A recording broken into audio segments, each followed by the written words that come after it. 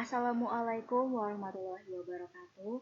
Terima kasih kepada Bapak Muhammad Yafudin yang telah memberikan kesempatan kepada kami, kelompok 5 dengan materi istilah-istilah komunikasi dalam Al-Quran bagian pertama, yaitu jenis pesan dan kekuatan pesan.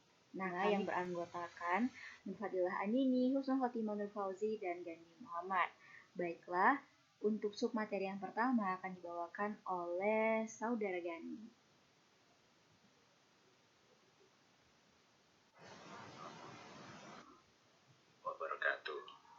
Teman-teman, saya Gani Muhammad, mohon izin untuk menjelaskan materi mengenai jenis pesan. Nah, jadi dalam Al-Quran, pesan ini dibagi ke dalam 3 jenis, yaitu lafaz, qaul, dan kalimat. Nah, apa itu lafaz, apa itu qaul, dan apa itu kalimat? Mari kita bahas satu-satu.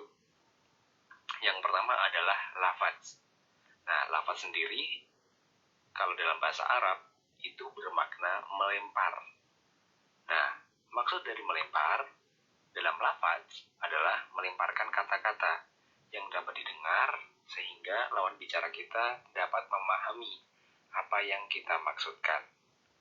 Itu ya, arti dari lafaz. Lalu yang kedua ada qaul. Nah, qaul ini kalau menurut Ibnu Mansur didefinisikan sebagai perkataan lisan yang maknanya sempurna ataupun tidak. Nah, maksudnya itu qaul ini merupakan ucapan yang secara sadar diucapkan oleh seseorang gitu. Nah, sehingga menurut Harjani Hefni, qaul ini juga bermakna lebih luas daripada lafaz. Qaul dalam Al-Quran itu disebutkan berbagai macam jenis qaul. Ada 9 kalau di sini. Mungkin teman-teman bisa baca rinciannya di makalah kami. Yang pertama ada qaulan ma'rufan. Lalu yang kedua ada qaulan kariman. Yang ketiga qaulan maisuron. Yang keempat ada qaulan balighan. Lalu yang kelima ada qaulan layyinan. Keenam ada qaulan sadidan. Ketujuh ada qaulan thaqilan. Kedelapan ada qaulan aziman. Dan yang kesembilan adalah ahsanul qaulan. Lalu yang terakhir ada kalimat. Nah, kalimat ini dapat diartikan sebagai gabungan dari lafaz dan ifadah. Nah, kalau lafaz, arti dari lafaz itu sudah saya jelaskan ya di awal tadi. Dan sedangkan ifadah, nah ifadah ini artinya adalah bermakna. Nah, sehingga kalimat dapat diartikan sebagai ucapan atau lontaran kata-kata yang memiliki makna yang sempurna. Nah, dalam Al-Quran sendiri terdapat berbagai macam jenis kalimat. Ada 7 kalau di sini. Yang pertama ada kalimatullah. Terus kedua ada kalimat alladzina kafaru. Yang ketiga ada kalimatun sawa. Nah, lalu yang keempat ada kalimat al-kufr. Kelima ada kalimat at-taqwa. Keenam ada kalimat thayyibah. Dan 7 ada kalimat habithah. Untuk kerinciannya teman-teman bisa baca makalah yang telah kami kirim. Sekian penjelasan dari saya mengenai jenis pesan dalam Al-Quran. Untuk selanjutnya akan dijelaskan oleh Mbak Husnul. Sekian dari saya. Wassalamualaikum warahmatullahi wabarakatuh. Nah, baik, untuk materi selanjutnya akan dijelaskan oleh Saudari Husnul. Baiklah teman-teman, selanjutnya saya akan menjelaskan tentang kekuatan pesan. Di dalam komunikasi Islam ada beberapa istilah yang menerangkan tentang pesan-pesan yang didasarkan pada kekuatan pengaruh atau dampak dari pesan tersebut. Yang pertama ada naba, artinya berita. Naba ini adalah berita yang memiliki dampak yang besar dan luas kepada masyarakat.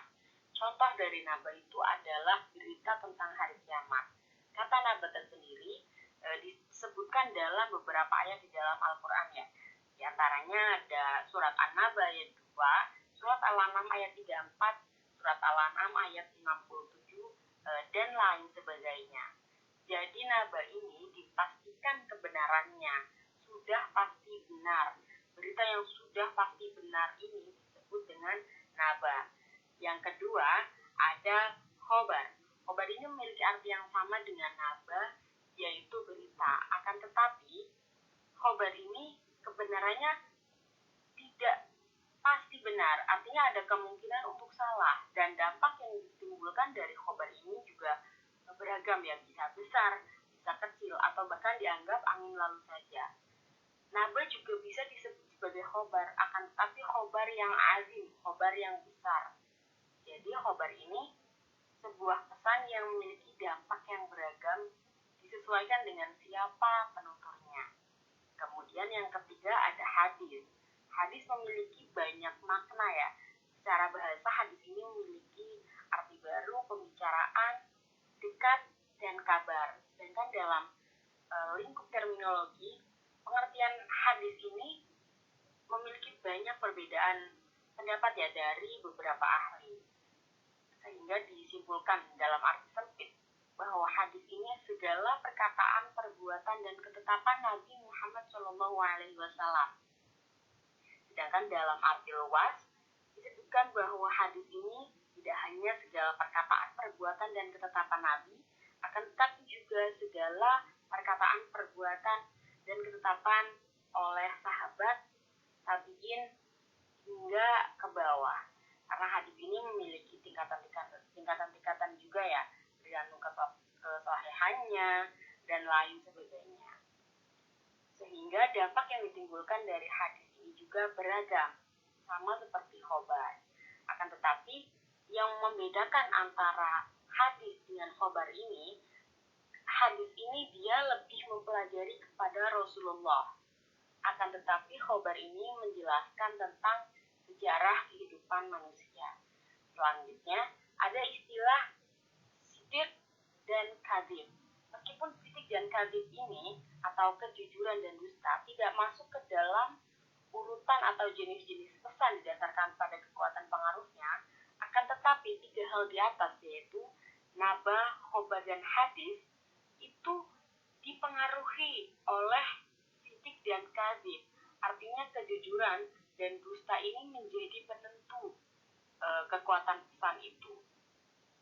Apabila berita itu jujur, apabila berita itu benar, tentu dampaknya akan besar. Akan tetapi apabila berita itu tidak jujur ya, disampaikan dengan kebohongan seperti berita hoax, itu dampaknya tidak besar. Sekian, terima kasih. Baik, itulah tadi dua pemaparan mengenai submateri dari materi istilah-istilah komunikasi dalam Al-Quran. Nah, jadi kesimpulannya yaitu dalam konteks komunikasi Islam, komunikasi memiliki istilah yang beragam. Istilah ini nantinya akan dikelompokkan ke dalam 4 golongan komunikasi yang semuanya merujuk pada pesan. 2 golongan komunikasi pertama yaitu jenis pesan dan kekuatan pesan, di mana jenis pesan dibagi atas 3 yaitu lafaz, qaul, dan kalimat. Sedangkan kekuatan atau tingkat pengaruh dari pesan terdiri atas 4, yaitu naba, khobar, hadis, serta sidik dan kadzib. Baik, demikianlah presentasi dari kami kelompok 5. Terima kasih. Lebih dan kurangnya mohon dimaafkan. Wallahu muwaffiq ila aqwamit thoriq. Wassalamualaikum warahmatullahi wabarakatuh.